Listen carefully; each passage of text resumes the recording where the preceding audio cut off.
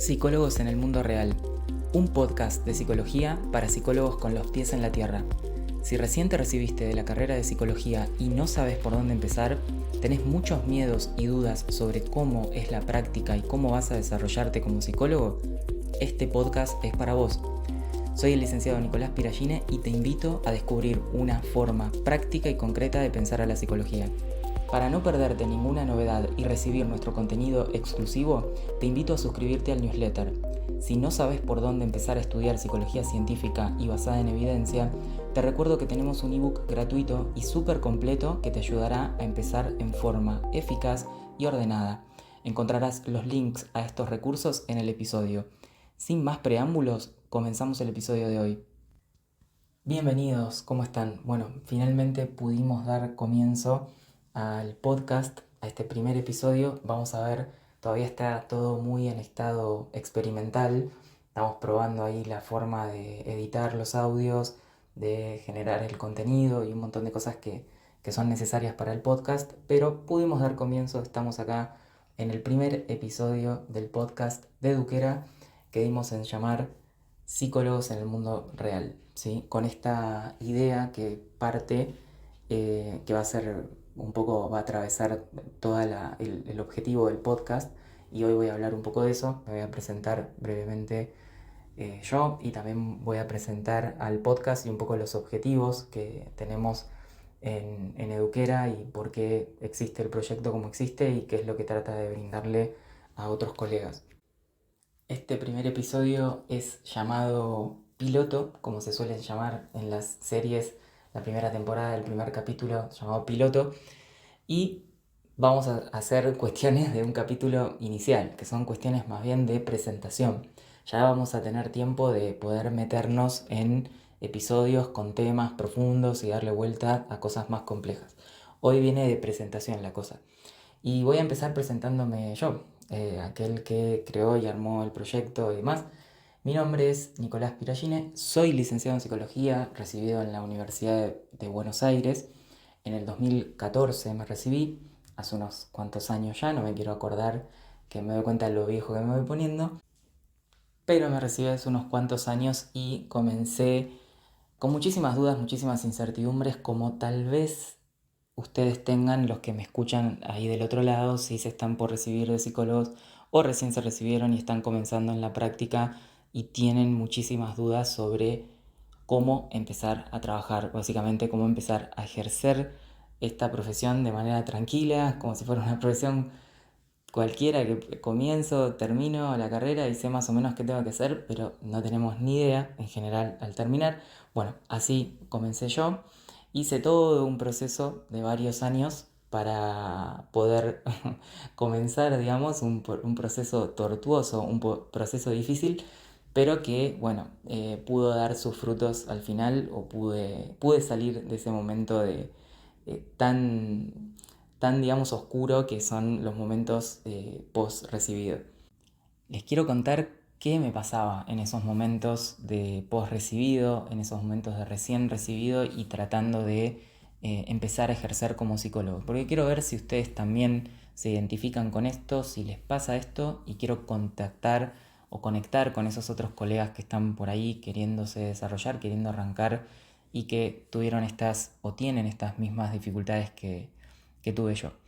Bueno, a mí básicamente me pasó que primero no tenía ni idea qué hacer, básicamente, ¿no? Sabía que quería atender pacientes, quería dedicarme a la clínica, aunque este es otro tema que tal vez en un episodio podemos desarrollar, que no es el único campo de inserción, pero es un campo de inserción que es uno de los más comunes dentro de la psicología. No tenía ni idea de cómo empezar a atender pacientes, pero ni siquiera de cómo atenderlos ni cómo obtener pacientes. O sea, no tenía ni idea de las cosas como más básicas que hacen a estructurar un proceso de una terapia y a contactarme con posibles pacientes que necesitaran de mis servicios.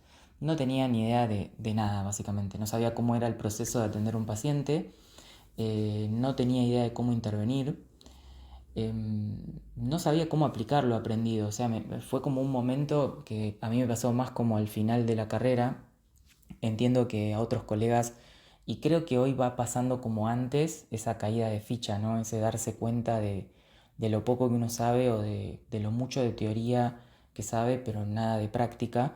Es como algo que te vas dando cuenta con el tiempo, pero creo que hoy los chicos se están dando cuenta como más rápido, ¿no? Todo siempre pasa como más rápido ahora, los procesos evolucionan más rápido. Yo en ese momento me acuerdo que fue sobre el final, o para el final, de decir, che, aprendí un montón de cosas teóricas, estudié un montón de cosas, di un montón de exámenes, me fue bien, soy una persona que en general le iba bien en los exámenes, tengo buen promedio, genial, pero ¿cómo puede ser que no sepa nada de psicología? O sea, ¿cómo puede ser que no sepa aplicar nada de lo que aprendí? Que no pueda bajar a la realidad algo de lo que aprendí para hacer algo concreto con un paciente. Eso fue como un primer impacto bastante fuerte.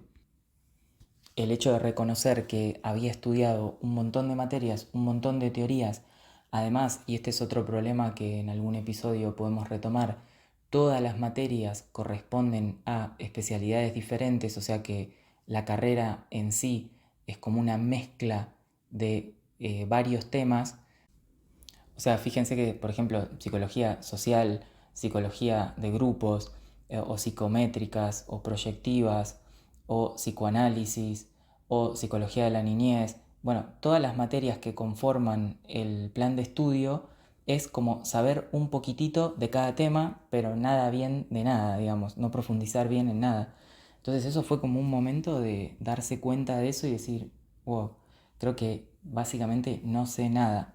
Pero sobre todo lo que no sabía y que más me preocupaba era que no podía aplicar nada de manera concreta en un tratamiento con un paciente, o no entendía básicamente cómo funcionaba la psicología y, o sea, no la podía ver de una manera concreta, porque acá viene el otro gran problema y es que lo principal que enseñan en las facultades de psicología, yo creí que era solo la Universidad de Buenos Aires, pero después trabajando con alumnos de distintos lugares del mundo, en Latinoamérica, en todas las personas de habla hispana, tienen el problema que el plan de estudio de la carrera de psicología está desactualizado y está orientado muy específicamente al psicoanálisis. Me di cuenta que había llegado al final de la carrera y lo único que había profundizado y aprendido era en psicoanálisis y lo veía totalmente inaplicable y no quería dedicarme a eso. O sea, imagínense llegar al final de una carrera que te demoró 7 años y darte cuenta que no sabes nada y que lo que aprendiste te parece que es poco práctico, que no lo vas a poder aplicar y que además no querés aplicarlo porque no es algo que querés desarrollarte en ese ámbito. Es como un combo especial para poder entrar en una super crisis. Pero bueno, no nos desalentemos que van a venir posibles soluciones a este problema. Otro de los problemas era la falta de prácticas. En mi caso, las llamadas prácticas profesionales fueron pseudo prácticas, prácticas entre comillas, porque íbamos a un hospital, pero no teníamos práctica con un paciente real, ni siquiera en forma acompañada. En muchas ocasiones consistía en ir a un aula, que los hospitales a veces tienen espacios de formación, que son como aulas dentro del hospital, íbamos a utilizar esas aulas y nos daban clases ahí, nos hicieron comprar incluso un ambo, íbamos al hospital, pero no teníamos nada práctico. Esto sé que hay algunos alumnos míos que han tenido otra experiencia con las prácticas y han tenido mejores prácticas, pero en general siempre es algo que se prioriza en la UBA desde siempre con su perfil muy académico y teórico. La UBA siempre fue muy teórica. Esto probablemente es algo que atraviese a toda la UBA de forma histórica. La UBA es la Universidad de Buenos Aires, para aquellos que no están escuchando este podcast desde Argentina. La Universidad de Buenos Aires tiene un enfoque muy académico, muy teórico, muy basado en la investigación y demás, y no tiene tanto en cuenta la aplicación práctica, y en la carrera de psicología eso brilla por su ausencia prácticamente. Bueno, básicamente con todo ese cóctel de cosas, no tener prácticas, no saber cómo intervenir ni aplicar las cosas que aprendí, no tener ni idea por dónde empezar, con un plan de estudios desactualizado y únicamente habiendo estudiado psicoanálisis. Bueno, así me recibí de psicólogo. Se imaginan, ¿no? Cómo uno se siente. Seguramente que sí. Si alguno de ustedes está en ese momento, seguramente se siente identificado.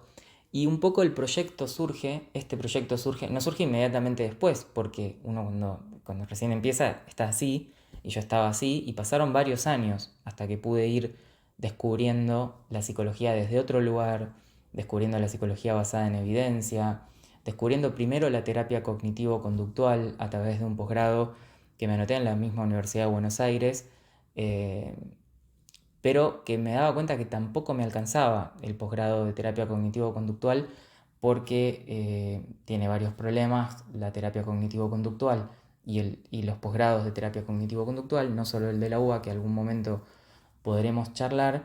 No es digamos, el objetivo de este episodio, que es más de presentación, pero básicamente tampoco me sentía que podía entender algo claramente de cómo era un tratamiento con lo que estaba viendo en el posgrado. Entonces ya la cosa se estaba poniendo como medio complicada, porque era como, bueno, ¿qué hacemos? ¿Qué hacemos con esto? O sea, ¿funciona la psicología? ¿Dejamos la psicología? ¿Dejo la carrera? ¿Dejo la psicología? Fue algo que más de una vez pensé.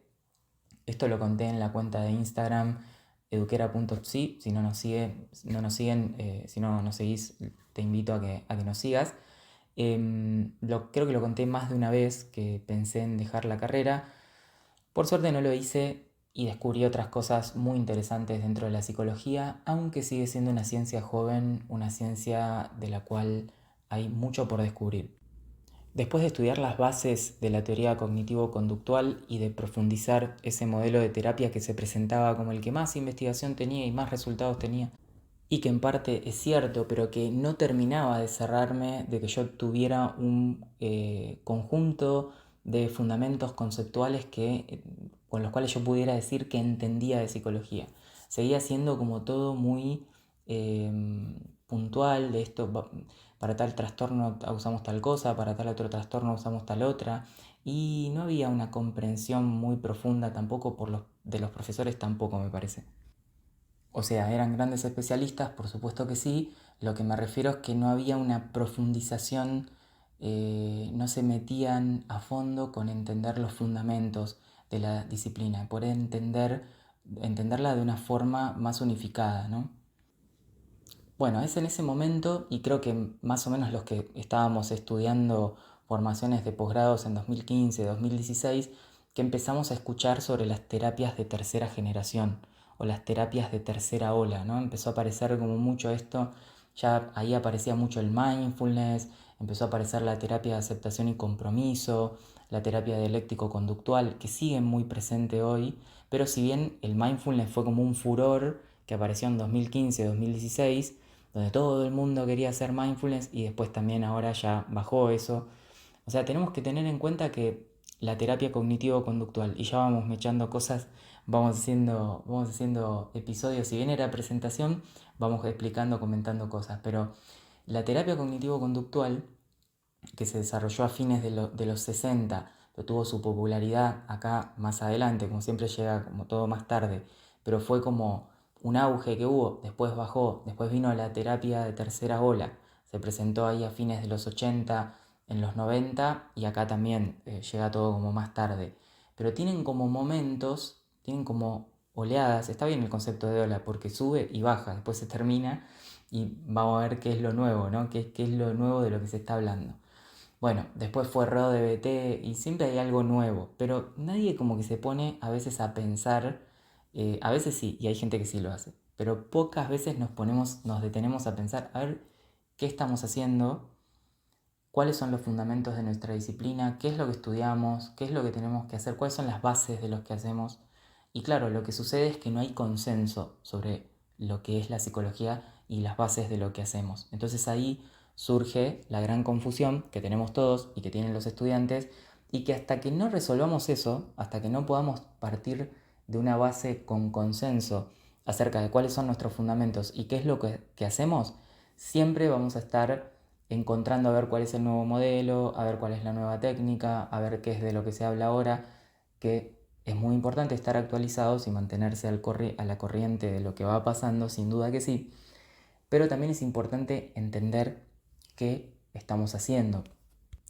Pero bueno, en ese momento yo no era tan consciente, si bien estaba como saliendo de la Matrix, por decir así. Yo siempre uso este ejemplo de salir de la Matrix para ver a la psicología de una forma más práctica y concreta. Pero todavía estaba como despertando de la Matrix, no, estaba dentro de la Matrix todavía. Y bueno, pasó a la terapia cognitivo-conductual, parece que no me termina de dar todas las respuestas que necesito, vamos a la terapia de tercera generación, vamos a la tercera ola, que tal vez es ahí, seguramente es ahí donde estén las respuestas, pero tampoco. Pero por lo menos a mí no me pasó que pueda decir que ahí encontré las respuestas. Sí encontré conceptos muy interesantes, formas de ver la psicología muy interesantes, enfoques y modelos muy interesantes, pero faltaba esto de ir a los fundamentos conceptuales.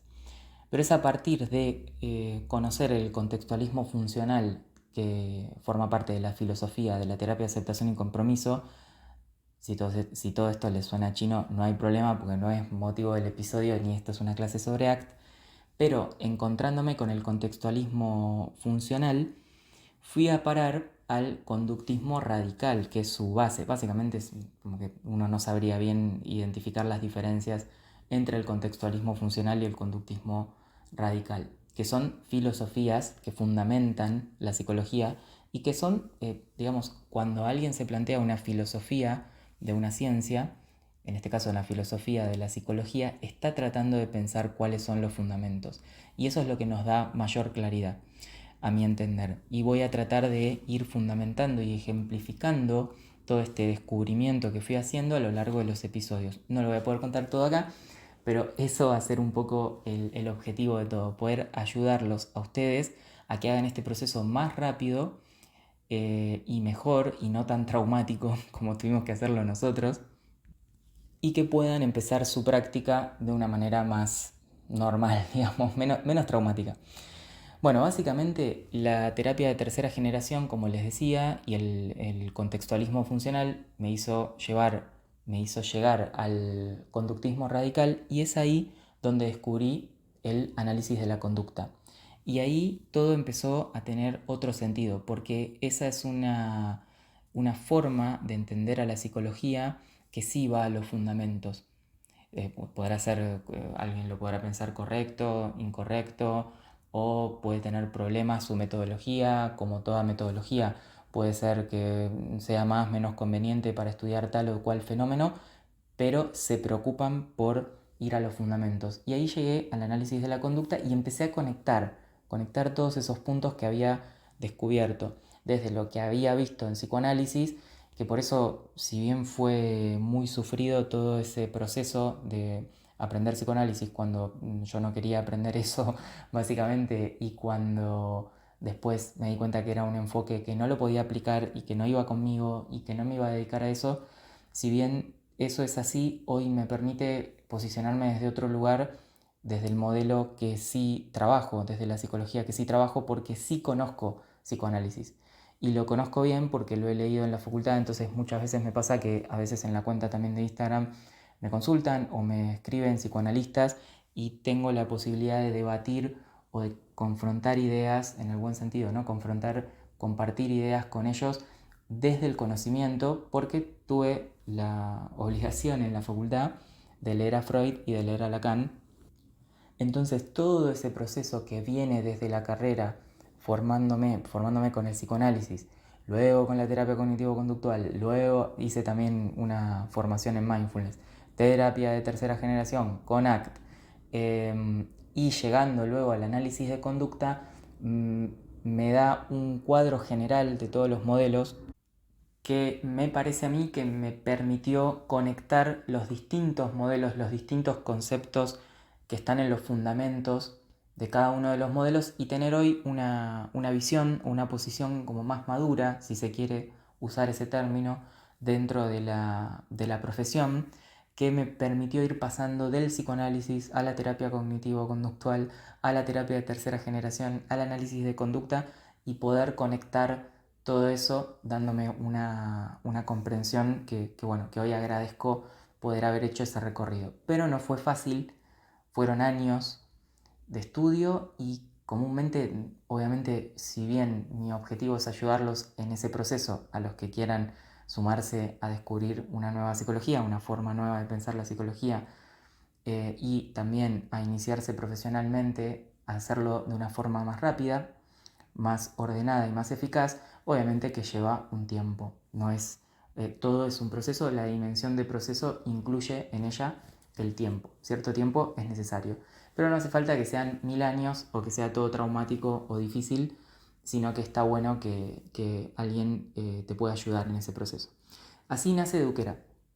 Eduquera Psicoterapias es un proyecto que nace de todo ese sufrimiento, de toda esa época oscura, de toda esa transición, de toda esa transformación, tratando de ayudar a otros colegas a el pasaje por esos procesos, al pasaje por esa cosa tan tortuosa que es recibirse y empezar a trabajar de psicólogo de manera eficaz. Por suerte, el proyecto desde 2020, que fue cuando se fue gestando, en 2021, que fue cuando lanzamos la primera formación más importante, sigue teniendo esos objetivos hoy en 2023 y es un proyecto que sigue creciendo.